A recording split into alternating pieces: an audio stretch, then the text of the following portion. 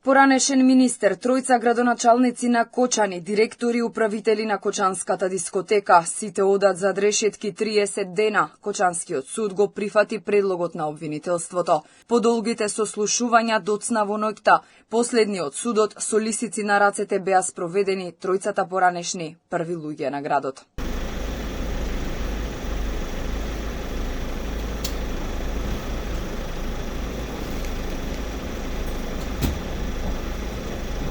Според обвинителството, сите осомничени во периодот од 2012 година до кобниот 16 март заеднички, но секој од аспект на своето својство, надлежности и одговорности, воопшто не постапиле според прописите и мерките за заштита и со тоа предизвикале опасност за животот на луѓето. Осомничените тројца градоначалници и осомничениот поранешен директор на Дирекцијата за заштита и спасување не постапувале согласно закон и дозволиле кабарето Пулс незаконски да работи без да ги исполнува условите. За целиот тој период, општината примала уплати по однос на надоместок за угостителски објект. Осомничени се и тројца одговорни лица во фирмата на која се водела така наречената дискотека.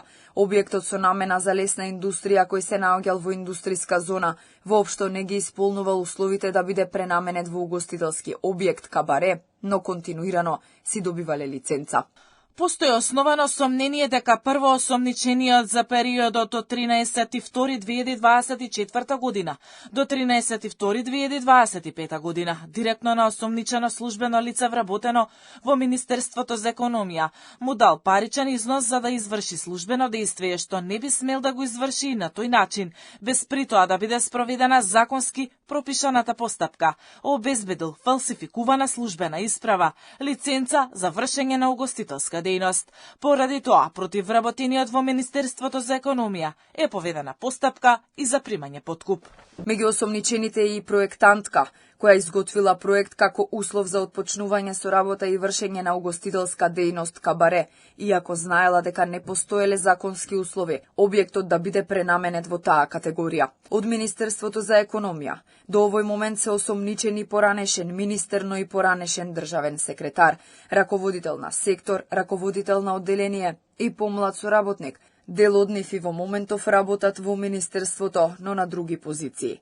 Двајца поранешни директори на Државниот пазарен инспекторат и тројца инспектори, иако биле должни да вршат инспекцијски надзор, не ги извршиле своите службени должности и во последните 5 години ниту еднаш не извршиле контрола, информираше републичкиот обвинител. Меѓу осомничените се и газдата на Агенцијата за обезбедување и членови на обезбедувањето, кои дозволиле влез на малолетни лица и внес на пиротехнички средства, како и член на групата ДНК кој ја донел пиротехниката. Обезбедувањето, како што посочија од обвинителството, не направило безбедносна проценка и не ги проверило условите за противпожарна заштита. За пожарот во кој загинаа 59 лица, осомничени се вкупно 34. За 7 од нив, кои се полициски службеници, се води посебен предмет во обвинителството за гонење на организиран криминал и корупција. Притвор беше побаран за вкупно 31 лице и за сите беше прифатен.